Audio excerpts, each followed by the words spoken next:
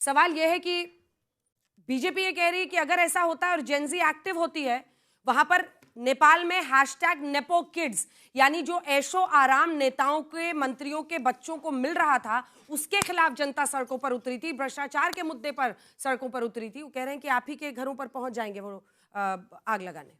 पहले तो बात है कि इतनी हंगामा क्यों है भाई, इतनी परेशानी क्यों है? Mic mic sir, mic mic mic mic mic. इस देश का युवा 26% युवा जो है इस जनसंख्या का है, जो 13 वर्ष से 28 वर्ष की अवस्था में है। 25% आपकी जो है भागीदारी इस देश की इकोनॉमी में है। क्या आपको रोजी रोजगार के साथ जिस तरह आप लोग सामाजिक समरसता की बात करते हैं, जिस तरह धर्म को पीछे छोड़ करके आप विकास को आगे लाना चाहते हैं, रूढ़ियों को आप तोड़ करके समाज को अच्छा बनाना चाहते हैं, इसमें किसी को यदि आपत्ति हो रही है कि ये जनरेशन जो जेनजी जनरेशन है, इसके ये अभी अधिकार न मांगे, ये सवाल न पूछे, ये जवाब न मांगे, ये अपने नेता से जवाबदेही उसकी तय न करे, ये सवाल करने वालों पर प्रश्न आप कर रहे हैं, मुझे लगता है ये ज्यादा दुर्भाग्यपूर्ण है। देश का सबसे जागरूक मतदाता जो 15 करोड़ मतदाता है इस एज ग्रुप का, वो देश की ताकत है। ये संविधान की, ये जो दिल में संविधान और कीबोर्ड पर तिरंगा लगा के जो चलता है, वो इस देश का नौजवान है। उस युवा नौजवान यदि प्रश्न कर रहा है आपसे अपना अधिकार, और अपना सिर्फ नहीं, जैसे क्लाइमेट चेंज पर वो बात करता है, वो बात करता है जो सामाजिक सरोकार है उस पर बात करता है, अपने पड़ोसियों की समस्या है उस पर भी चाहता है कुछ करे, और जो सोशल साइट की जमाना है, जिस तरह सोशल मीडिया का जमाना है, उसमें वो अपनी बात करोड़ों में पहुंचाने की बात करता है। जेनजी शब्द ये नेपाल से प्रेरित है या नहीं है, ये बता दीजिए। ये तो मुझे लगता है जेनजी कहां से प्रेरित हुआ नेपाल वालों को? नेपाल वालों को भी कहीं से मिला होगा उनको। मुझे लगता है पहली बात तो यह है कि ये एक जनरेशन की बात की जा रही है, इस जनरेशन पर क्यों प्रश्न करने वाले लोग, उनको सोचना चाहिए, क्योंकि वो रूढ़िवादी लोग हैं। 11 साल से उनसे प्रश्न न करे कोई, 11 साल में उनसे हिसाब न मांगे कोई, इसलिए ये तकलीफ हो रही है। अब बात आती है 10 सेकंड से, कह रहे हैं कि घर जला देंगे, नेपो किड की बात कर रहे हैं। अरे भाई, छक्का मारते हुए देखा है ना बल्ला से, जो आईसीसीआई के क्रिकेट कंट्रोल बोर्ड इंटरनेशनल के हो गए हैं चेयरमैन या सेक्रेटरी, बीसीसीआई में भी रहे, कहां छक्का मारते थे? कौन जेनजी यदि प्रश्न पूछेगा तो ये गलत है। आप कहते हैं घुसपैठिया है, 11 साल से आपकी सरकार है, कीर्तन कर रहे हैं क्या आप? ये कितने घुसपैठिया को भगाया? तो मुद्दों को हटाना है। ये धूर्तानंद से देश अब नहीं चलेगा, अमूर्खानंद से भी देश नहीं चलेगा। देश में हिसाब चाहिए, नौजवान हिसाब मांग रहा है, उसको देना ही पड़ेगा, और ये लोकतंत्र की रक्षा करेगा, इस संविधान की रक्षा करेगा। और वाकई यदि वोट चोरी हो रही है, उस पर प्रश्न किया जा रहा है, तो इतना मिर्ची क्यों लग रहा है? हाँ भाई, जिसको ज्यादा जलन हो रही है, बर्नौल भी मैं लेकर आया हूँ। छात्रों का, युवाओं का आह्वान करने में क्या गलत है? जेनजी का वो कह रहे हैं आह्वान कर रहे हैं भाई। देखिए अंजना जी, आज ही देश के और विश्व के सबसे बड़े छात्र संघ चुनाव, दिल्ली विश्वविद्यालय छात्र संघ चुनाव का परिणाम आया है, और राष्ट्रवादी अखिल भारतीय विद्यार्थी परिषद को जेनजी ने 3 मत सीट और इन राहुल अंकल की सेना को 1 सीट दी है। ये तो जेनजी का परिणाम है। बार बार जेनजी ये परिणाम देने लग रहा है, इनको समझ नहीं आता, वो दूसरी बात। अब राहुल जी क्या कहेंगे? राहुल जी कह रहे लोकतंत्र को बचाना मेरा काम नहीं है। पत्रकार ने पूछा प्रश्न, तो उत्तर में बोले लोकतंत्र को बचाना मेरा काम नहीं है, मेरा काम तो भाजपा का विरोध करना है। जेनजी जाए लोकतंत्र बचाए, जेनजी जाए काम करे, जेनजी जाए मेहनत करे। राहुल जी क्या करेंगे? अरे जो जेनजी को नहीं पसंद वही राहुल गांधी में है। जेनजी को नहीं पसंद परिवारवाद, और राहुल गांधी परिवारवाद की सबसे बड़ी मूर्ति है इस देश के अंदर। जेनजी को नहीं पसंद भ्रष्टाचार, और कांग्रेस पार्टी भ्रष्टाचार की सबसे बड़ी मूर्ति है इस देश के अंदर। जेनजी को पसंद है मेहनतकश बिजनेस करना, और देश के सभी बिजनेस करने वाले लोगों के, देश की इकोनॉमी के साथ खड़े होने वाले लोगों के खिलाफ खड़े होते हैं राहुल गांधी। जेनजी इनका साथ देगा? जेनजी बिल्कुल इनका साथ नहीं देगा, पर इनकी मंशा दूसरी है। इनकी कहानी है कैसे देश में अराजकता फैलाई जाए, कैसे एक राहुल गांधी जिसको बार बार लॉन्च की कोशिश करी गई पर वो फेल हो जाता है, वो कैसे किसका नाम ले, अपनी हार का ठीकरा किसी और के सर फोड़े। केवल इतनी ही बात है। अगर नहीं ये बात होती तो आप बार बार देश के अंदर बेबुनियाद आरोप लगा करके अपनी विफलताओं का ठीकरा, अपनी हार का ठीकरा दूसरों के सर नहीं फोड़ते। देश का एनजी, और मैं तो सबसे युवा हूं इस पैनल पर, देश का जेनजी मेहनत करना जानता है, देश का जेनजी वो ईमानदारी के साथ खड़ा होना जानता है। देश का जेनजी रोना धोना थोड़ी जानता है। राहुल गांधी रोना धोना के अलावा क्या करते हैं इस देश के अंदर? उनसे कोई पूछे कि ये आप चुनाव आयोग पे आरोप लगा रहे हैं, हाँ। इसका एफिडेविट दे दीजिए, मना कर देंगे। देश का जेनजी भागता नहीं है। देश का जेनजी डंके की चोट के साथ खड़ा होकर के देश के साथ खड़ा होता है। चलिए, आप जैसे लोग देश को कमजोर करते हैं, आपके साथ चलता रहेगा। वारिस पठान जी, वारिस, उनको भी मौका नहीं दूंगी। वारिस जी, देखिए, ये कुछ डेटा है जो पिछले चुनाव का है, 2026 लोकसभा चुनाव का हम दिखा रहे हैं। तो ये जो युवा वोटर है 25 साल तक का, वो 39% बीजेपी को वोट कर रहा है। जो 26 से 35 साल का है, उसमें से 37% वोट कर रहा है बीजेपी को। और वहीं आप कांग्रेस पार्टी को देखिए 21%। वैसे तो आप समझ नहीं आ रहा, आपको तो ये लोग अछूत मानते हैं, लेकिन आप उस तरफ से खड़े हैं बीजेपी के खिलाफ, क्योंकि आपने चिट्ठी लिखी कि बिहार में हमको शामिल कर लो अपने साथ गठबंधन में, और इंडिया गठबंधन ने आपको इनकार कर दिया, बोला नहीं नहीं हमारे पास मत आओ। लेकिन फिर भी ये आंकड़े क्या कह रहे हैं? यहाँ पर तो युवाओं की लोकप्रियता बीजेपी के लिए दिखाई देती है। अंजना जी, आपने सच कहा कि इन लोगों ने हमको अछूत नहीं, पॉलिटिकल अछूत समझ लिया है। हमको कोई हिस्सेदारी भी नहीं देनी, हमको कुछ नहीं करना है।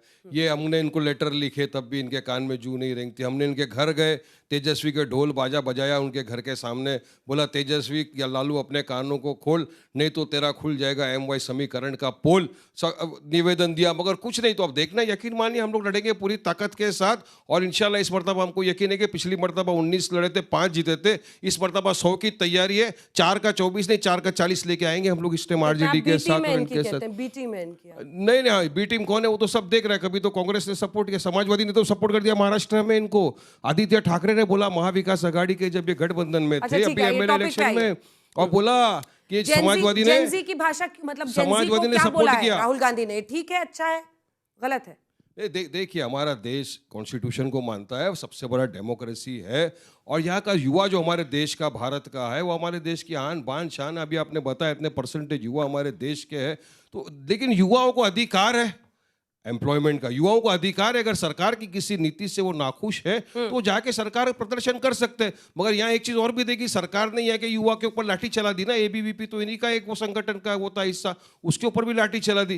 लेकिन जेन जी ये सब क्या है? देखिए, जनरेशन जो है Z, ये बहुत ही समझदार सुलझा हुआ है, क्योंकि सोशल मीडिया का ज़माना है, सबके पास मोबाइल है, इंटरनेट सिस्टम है, हर एक इंसान को सब पता है देश में क्या हो रहा है, दुनिया में क्या हो रहा है, सब तरफ क्या हो रहा है, तो वो सब चीज़ से वाकिफ है। लेकिन वायलेंस नहीं होना चाहिए। मैं वायलेंस का कंडेम करता था, करता हूँ, करता रहेगा। हमारे इसमें वायलेंस की कोई जगह होनी ही नहीं चाहिए, क्योंकि युवा है, आगे बढ़ना है, पढ़ाई लिखाई कर गया। लेकिन जो इस तरह से अगर अंधे अंजाने, सुनिए विपक्ष ने क्या कहा, विपक्ष ने सबने एक ही सवाल उठाया, भाई वोट छोड़, गद्दी छोड़िए। हम भी उसके साथ में थे। सबसे पहले तो हम गए, SIR का जब मसला है, इलेक्शन कमिश्नर को हमारे पार्टी प्रेसिडेंट असद ओवैसी मिले, अख्तर ईमान, आदिल हसन, सब जाके मिले, उनको समझाया कि भाई इस SIR से किसको नुकसान होगा, पिछड़ा हुआ, गरीब, मुसलमान, सब वर्ग का तो नुकसान हो जाएगा, सारे के नाम कट जाएंगे। अब वही चीज विपक्ष उठा रहा है, तो सवाल का जवाब देने की बदली अगर आप उन्हीं के ऊपर आरोप लगाएंगे तो ये तो बराबर संविधान के अंदर बात रही है। युवा भी तो बोल रहे हैं दिखा दीजिए जो नेपाल की तस्वीरें हम दिखा रहे हैं। ठीक है, जल्दी से एक बार जवाब दीजिए। एक सेकंड, अरे किसी के जेनजी लिख देने से थोड़ी नेपाल हो जाएगा।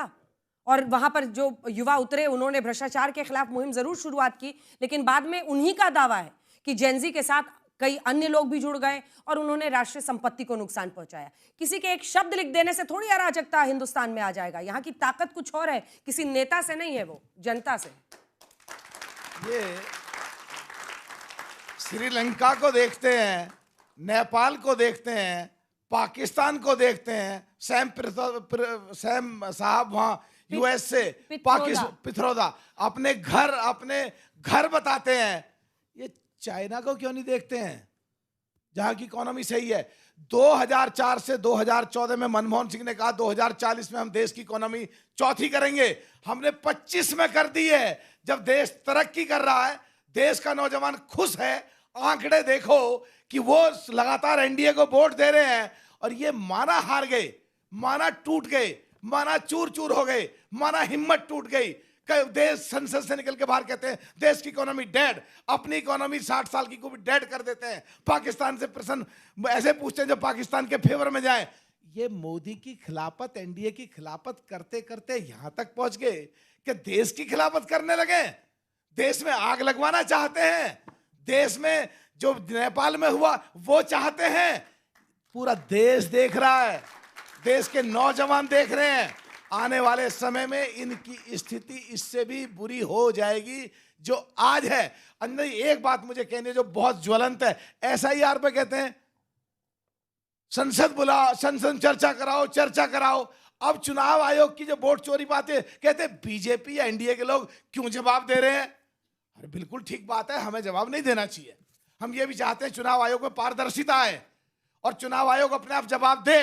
पर अगर ये कह रहे हैं चुनाव आयोग अपने आप जवाब दे, तो संसद बुलाने की, संसद में चर्चा करने की जिद पे इन्होंने पिछले जो सेशन गया है वो क्यों नहीं चलने दिया। 17वीं लोकसभा के आखिरी 7 सेशन नहीं चलने दिए, 18वीं लोकसभा के 4 सेशन नहीं चलने दिए। देश की गाढ़ी कमाई का पैसा वेस्ट कर रहे हैं, बस निकल जाते हैं कुछ भी अनुराग भदौरिया जी, अनुराग भदौरिया जल्दी से मोर्चा संभालिए। क्या जेनजी, साफ दिख नहीं रहा है, इससे पहले तो जेनजी जैसा शब्द बहुत इस्तेमाल होता नहीं था देश में, जेनजी नेपाल से प्रेरित है और नेपाल में जो परिस्थिति हुई, जिस तरह से राष्ट्रीय धरोहरों को वहां जलाया गया, ऐसी स्थिति तो नहीं चाहेंगे ना आप लोग। देखिए, भारतीय जनता पार्टी को समझना होगा कि युवा देख रहा है। युवा के साथ आप अन्याय कर रहे हो तो युवा तो अपनी आवाज़ उठाएगा ही। उसके लिए आप इतने चिंतित क्यों होते हो? और आवाज़ अपना लोकतांत्रिक तरीके से उठाएगा, क्योंकि हिंदुस्तान में लोकतंत्र मजबूत है। आप IIT में 2013 में 90,000 फीस होती है और 2025 में उसमें वहाँ 2 लाख फीस हो जाएगी, तो युवा अपनी आवाज़ नहीं बोलेगा। दिल्ली यूनिवर्सिटी में BSc में एडमिशन लेते थे 2013 में, तो फीस होती थी 15,000, आज 25,000 होगी, तो युवा अपनी आवाज़ नहीं उठाएगा। आप पटना की सड़क पे दरोगा की भर्ती होती है, युवा अपना रोजगार मांगने जाता है, आप लाठियों से स्वागत करते हो तो युवा आवाज़ नहीं उठाएगा। युवा जब अपना रोजगार मांगता है तो आप उसको लाठियों से नहीं, सिर्फ पटना में नहीं, लखनऊ में, प्रयागराज में जब भी अपनी आवाज़ उठाएगा आप उसको लाठियों स्वागत करते हो। ये बात करें तो युवाओं की, क्या वो 26 बहनें हमारी विधवा युवा नहीं थी? वो 25 साल, 26 साल, 27 साल की थी वो। जेनजी किसको कहते हैं? एक मिनट मेरी बात हो जानी थी पूरे। जेनजी किसको कहते हैं? आप युवाओं की बात कर रहे हैं ना? जेनजी, हाँ, तो युवाओं की है ना। नहीं, इसको समझिए तो। जो वो लोग, जेनजी किसको कहते हैं? वो लोग जो युवा हैं, परेशान हैं। सुनिए मेरी बात होने दीजिए। आप उसको तोड़ेंगे मुड़ेंगे मैं जानता हूं, आप नेपाल से हर चीज को जोड़ रहे हैं। मैं बता रहा हूं, राहुल जी ने लिखा है जेनजी किसको कहते हैं? जो जनरेशन है, जो परेशान है, जिसको अपना एक मिनट अजय जी बताएंगे, एक सेकंड, जेनजी किसको कहते हैं? रुकिए, पहले समझे तो जेनजी पे चर्चा। एक बार जोरदार तालियां बजाइए। जो जनरेशन परेशान है वो जेनजी है।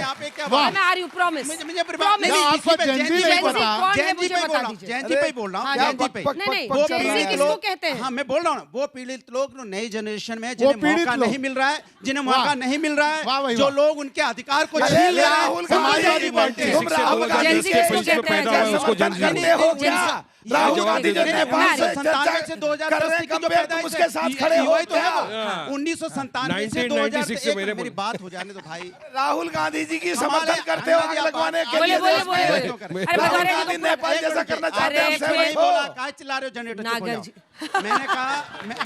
मैंने कहा देखिए, इन्होंने, मैंने कहा युवा, अब आप उसका बेचारे ट्यूशन डेफिनेशन पढ़वाओ लेना पहले। चाहते हैं। अरे मलूक जी, रुकिए एक बार, प्लीज बोले। मैंने कहा 1997 से या 96 से जिनका जन्म हुआ, 2010-12 नहीं 97 to 2012। अरे ठीक है, 12 मैंने बोला, तो अब आप उसमें एकदम ही उस पे आ गए क्या? मैंने बोला 2012, तो उसमें जिनकी पैदाइश हुई, मतलब युवा हैं, युवा अपना अधिकार मांग रहा है। अगर युवा अपना अधिकार मांग रहा है तो उसमें दिक्कत क्या है, मुझे समझ में नहीं आता। भ्रष्टाचार की बात इन्होंने अभी छेड़ी, परिवारवाद की बात इन्होंने छेड़ी। युवा देख रहा है परिवारवाद और भ्रष्टाचार की बात जो भारतीय जनता पार्टी करती थी, वही भ्रष्टाचारी जिनको NCP के नेता, जिनको देख रहा है नेता को राहुल गांधी जी के इस तरह के स्टेटमेंट को समर्थन करोगे? पूरा करने दीजिए प्लीज। उससे बात करने को बोला, मैंने इसके बीच में बोला क्या? गजब है यार, आपको देश की बात कर रहे हैं तो दिक्कत हो रही है। मैं राष्ट्र की बात कर रहा हूं। मैंने कहा इन्होंने भ्रष्टाचार की बात की, इनसे पूछे इन लोगों को। अरे डिबेट करना सीख लो। वाह, सिखा कौन रहा है? रामचंद्र कह गए सियासी ऐसा एक दिन आएगा जब अनुराग भदौरिया सिखाएंगे। मेरी बात वाह, सुन लीजिए, लेकिन ये बहुत अच्छा बदलाव है। मेरी बात, मैं इस बदलाव के लिए एक बार ताली बजवाना चाहती हूँ आपसे। सबसे ज्यादा बचता है। बहुत अच्छा बदलाव, बात नहीं हो पा रही है। स्वागत।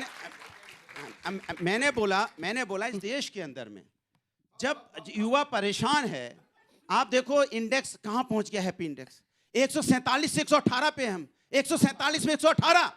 बताइए, ये देश की हालत है। और आपसे जब पूछा जाता है युवाओं के बारे में, तो हम तो यही कहेंगे ना, युवा तो कितना अच्छा है, ना चोरी करता है, ना डकैती करता है, ना तस्करी करता है, फिर भी शर्मिंदा है। समर्थन करते हो या नहीं करते हो?